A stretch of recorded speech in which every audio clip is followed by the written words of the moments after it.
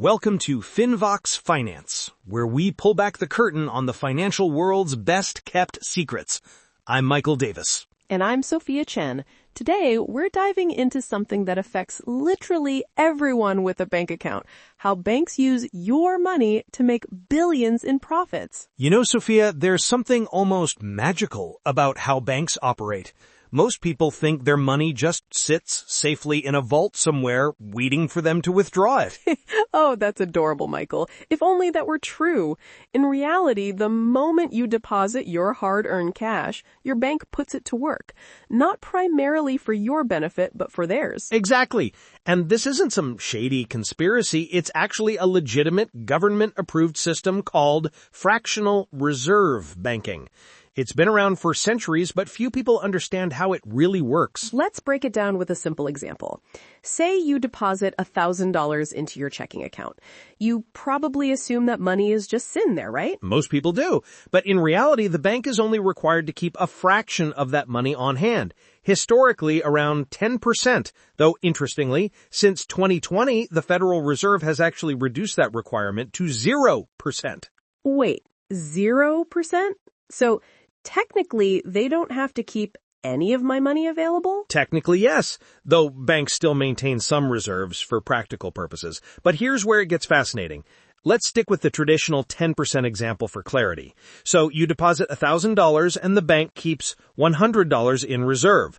What happens to the other $900? They lend it out to someone buying a house, starting a business, or maybe financing a car. And here's the kicker. They charge interest on that loan. So they're literally making money using your money. And what interest are they paying you on your checking account these days? Oh, a whopping 0.01% if you're lucky.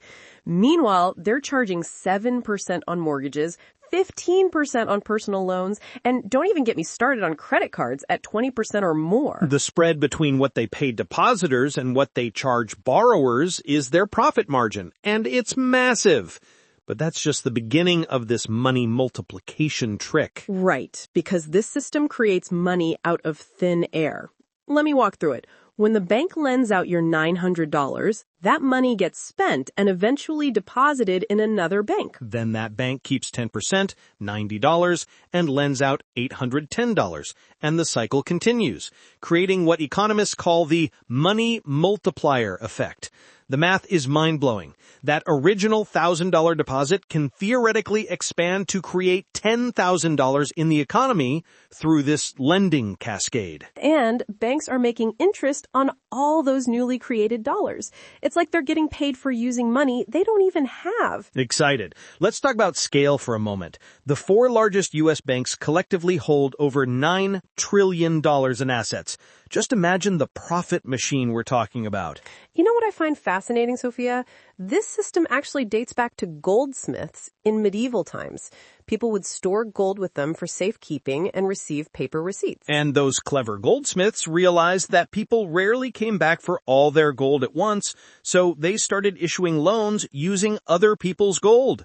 The original banking hack. Exactly. Fast forward to today, and the system has been formalized, regulated, and expanded, but the basic principle remains the same. Now, I know some listeners are probably wondering, is this safe? What if everyone wants their money at once? The classic bank run scenario. That's the Achilles heel of fractional reserve banking. If everyone demanded their deposits simultaneously, banks couldn't deliver because most of that money is out in loans. That's why we have institutions like the Federal Deposit Insurance Corporation, or FDIC, which insures deposits up to $250,000. It's designed to prevent panic and maintain trust in the banking system. But even with those safeguards, we've seen bank failures throughout history when trust evaporates. Most recently with Silicon Valley Bank in 2023. Speaking of trust, let's address the ethical question here. Is it fair for banks to use our money this way? They're generating enormous profits while many account holders earn virtually no interest. It's a complex question. On one hand, banks provide valuable services, secure storage, payment processing, and access to loans. And they face operational costs and risks. But On the other hand, the average American is kept in the dark about how their money powers this profit machine. The banking industry isn't exactly transparent about these mechanics. And they actively fight regulations that would force more disclosure or limit their ability to use customer deposits for riskier investments. That's right. Remember the 2008 financial crisis? Banks were using customer deposits to back increasingly complex and risky investments. When those collapsed, taxpayers had to bail them out to prevent a total economic meltdown. Serious tone. The reality is your bank isn't just a secure vault for your money. It's using your funds as the raw material for its profit-generating operations. So what can regular people do? Are there alternatives to traditional banking? Credit unions are one option. They're member-owned, so their incentives are more aligned with account holders than shareholders. They typically offer better interest rates on deposits and lower fees. There are also ethical banks that commit to responsible lending practices. They're transparent about where they invest your money and avoid funding industries that harm communities or the environment. And the digital revolution has brought us financial technology companies offering higher yield accounts by cutting out the overhead of traditional banks, though they come with their own set of considerations. The most important thing is education. Understanding how banks actually use your money lets you make more informed choices about where to keep it. Absolutely. Knowledge is power, especially when it comes to your finances. Banks are counting on your ignorance of these mechanisms to maintain their extraordinary profit margins. That's what we aim to change here at Finvox Finance, making financial systems transparent and understandable for everyone. Before we wrap up, let's recap what we've learned today.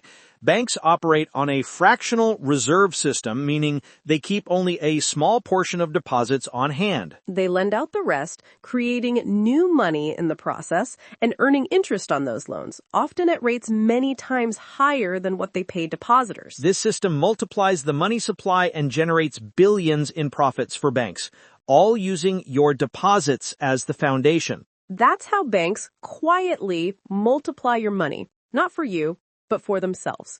You're listening to Finvox Finance, where money finally makes sense. Thanks for joining us today. If you enjoyed this episode, be sure to subscribe wherever you get your podcasts. Until next time, I'm Michael Davis. And I'm Sophia Chen. Stay informed, stay empowered, and remember, it's your money. You deserve to know how it's being used.